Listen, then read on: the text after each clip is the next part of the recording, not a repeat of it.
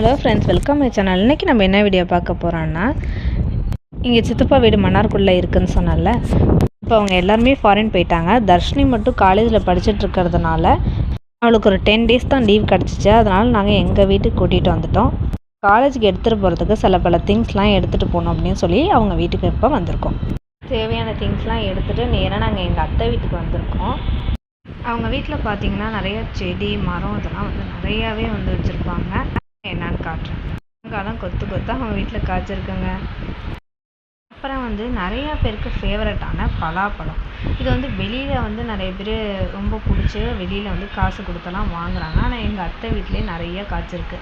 அவங்களும் என்ன பண்ணுறது அப்படின்னு தெரியாமல் சேல்ஸ் எல்லாம் எங்கள் அத்தை பண்ண மாட்டாங்க. ஃப்ரீயாகவே பக்கத்தில் உள்ளவங்கள்ட்ட கொடுத்துருவாங்க. அப்புறம் எங்களுக்கும் எங்கள் வீட்டுக்கெல்லாம் கொடுத்து விடுவாங்க.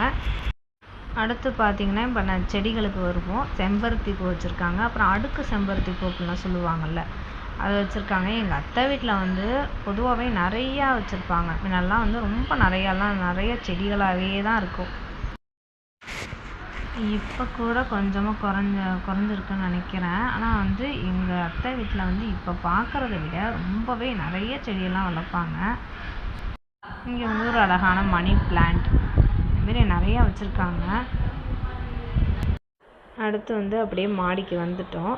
இப்போ இங்கே பாருங்கள், இங்கே மல்லிகை முட்டு பூ பூக்கிறதுக்காக இது முட்டு வச்சுருக்கு. இப்போதைக்கு கொஞ்சம் ஒரு 1 or 2 டேஸில் அது பூ பூத்துரும். என்னோடய ஃபேவரட் இந்த மல்லிகை பூ தான். இதை இப்போதைக்கு முட்டாக இருக்குது. 1 or 2 டேஸில் பூ பூத்துரும். அடுத்தது இந்த முருங்கைக்காய், மாங்காய் மாடி வரைக்குமே நல்லா காய்ச்சிருக்கு பாருங்கள். மாங்காய் எப்படி இருக்குது, இங்கேயும் நல்லா பார்த்தாலே தெரியுது எவ்வளோ இருக்குன்னு. அத்தை வீட்டுக்கு வந்தாலே இது ஒரு ப்ளசண்ட்டாக நல்லா இருக்கும் இந்த ஏரியா.